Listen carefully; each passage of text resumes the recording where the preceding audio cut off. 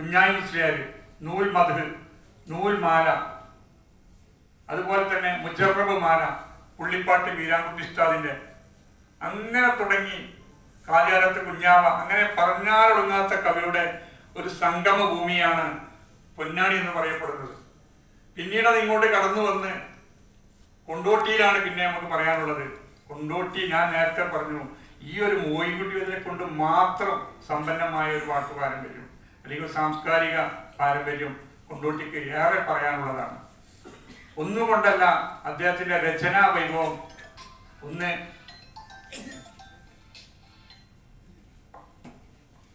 അദ്ദേഹം ഉപയോഗിച്ച വിവിധ ഭാഷകൾ, പാട്ടിൽ അദ്ദേഹം ഉപയോഗിച്ച ഭാഷകൾ, 8 ഭാഷകൾ ഉപയോഗിച്ചിട്ട് അദ്ദേഹം പാട്ട് എഴുതിയിട്ടുണ്ട്. 8 ഭാഷകൾ ഉപയോഗിച്ചിട്ടുണ്ട്, 3 ഭാഷ ഉപയോഗിച്ചിട്ടുണ്ട്, 4 ഭാഷ ഉപയോഗിച്ചിട്ടുണ്ട്. തനി മലയാളത്തിൽ അദ്ദേഹം പാട്ട് എഴുതിയിട്ടുണ്ട്. മലയാളത്തിൽ പാട്ട് എന്ന് പറയുമ്പോൾ മത്തൻകറി മഹാത്മ്യം എന്ന് പറയുന്ന ഒരു പാട്ടാണ്. ഒരാൾ വന്നിട്ട് അദ്ദേഹത്തിന്റെ പിതാവ് ഉണ്ണിയമ്മദ് വൈദ്യർ കാര്യവൈദ്യനായിരുന്നു. അതുകൊണ്ട് തന്നെ അദ്ദേഹത്തിന്റെ അടുത്ത് വന്നിട്ട് എനിക്ക് ആരോഗ്യം നിലനിർത്താൻ വൈദ്യരെ നിങ്ങൾ എന്തെങ്കിലും ഒന്ന് പറഞ്ഞു തരൂ എന്ന് പറഞ്ഞ സമയത്ത് അദ്ദേഹം മുത്തിതൻ വള്ളിയിൽ പടർന്നൊരു മത്തൻ വേരോടറുത്ത് മുറിച്ചീകറിക്ക് കൊത്തമ്പാലുള്ളി കായവും ചേർത്ത് സുത്തം വന്ന വെള്ളത്തിലിട്ട് കഴുകി അത് നല്ല അത്തിമരക്കൊള്ളി വിറകാക്കി വേവിച്ച് തിന്നാൽ ജീവോധിക്കാലും ബാലീയമേറും എന്നാണ് വൈദ്യരെ ഒരു വാമൊഴിപ്പാട്ട്, ശുദ്ധ മലയാളമാണ്. പിന്നെ അദ്ദേഹം തേങ്ങാപ്പാട്ട്, അതിലേക്കൊന്നും ഞാൻ കടക്കുന്നില്ല.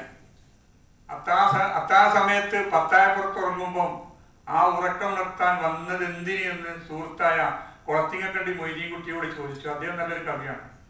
അപ്പം അദ്ദേഹം മറുപടി നൽകി, പോലെ തിന്ന് കൈ തളർന്നു ഛർദിക്കുകയാണ്, ഒരു തേങ്ങാ കഷ്ണം തരുമോ എന്ന് ചോദിക്കുകയാണ്. അപ്പൊ തേങ്ങാ കഷ്ണം തേങ്ങാപ്പുളൊന്നും തരൂല, പാതിരാണ് സമയം, തുറക്കാൻ കഴിയൂല എന്ന് പറയാം. അപ്പം മൊയ്തീൻകുട്ടി സാഹിബ് പറയാണ്, മണ്ണാർക്കാട് ഒരു തേങ്ങാത്തോട്ടമുണ്ട്, നാളെ നിങ്ങൾക്കത് ഞാൻ എഴുതി തരും, എങ്കിലും തുറക്കൂ എന്നാണ് വാതിൽ. അപ്പൊ തുറക്കാൻ പറ്റില്ല, പാതിരാത്രിയാണ്.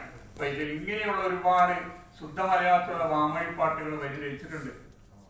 അപ്പൊ പലർക്കും അതുപോലെ തന്നെ ഞാനിപ്പോ ഓർക്കുന്നത് അദ്ദേഹം മുച്ചുന്തിപ്പള്ളിയിൽ കോഴിക്കോട് ഹിജറ നിർവഹിക്കാൻ പോയ സമയത്ത് അദ്ദേഹത്തിന്റെ മകൻ മരിച്ച സമയത്ത് അദ്ദേഹം ഇവിടെ സ്ഥലത്തില്ല.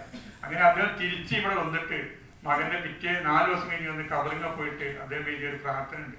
കൽബ് കുളിത്തെ മകനെ നീ കബറിലുള്ള സുഖം കൊള്ളാൻ കഠിനമിൽ എന്നെ അറിയാതെ ഇടപെടലായോ എന്ന് പറയുന്ന മനോഹരമായ ഒരു പാട്ട്. അത് ഞാൻ കേട്ടത് ഈ കൊച്ചു നമ്മുടെ പ്രിയപ്പെട്ട മടാന അശോക് പാടുമ്പോഴാണ്. ഏത് കാലം സ്കൂളിലന്ന് 7 or 8 ആയിരിക്കും അല്ലേ, പഠിക്കുന്ന സമയത്ത് കാന്തക്കാട് സ്കൂളിൽ വെച്ചിട്ട് ഒരു മാപ്പിളപ്പാട്ട് മത്സരം. ഞാൻ അതിൻ്റെ ഒരു ഭ്രാന്തനാണ്, എല്ലാ പാട്ടും എനിക്ക് ഇഷ്ടമാണ്. പ്രത്യേകിച്ച് മാപ്പിളപ്പാട്ട് മത്സരം ഉള്ളോടത്ത് പോകും. മുമ്പ് വളാഞ്ചേരിയിൽ ഞാൻ 8ാം ക്ലാസ് പഠിക്കുമ്പോൾ വളാഞ്ചേരിയിൽ ജില്ലാ കലോത്സവം നടക്കുമ്പോൾ അവിടെ മാപ്പിളപ്പാട്ട് മത്സരം കാണാൻ പോയി തിരിച്ചെത്തിയപ്പോൾ രാത്രി 2 മണി.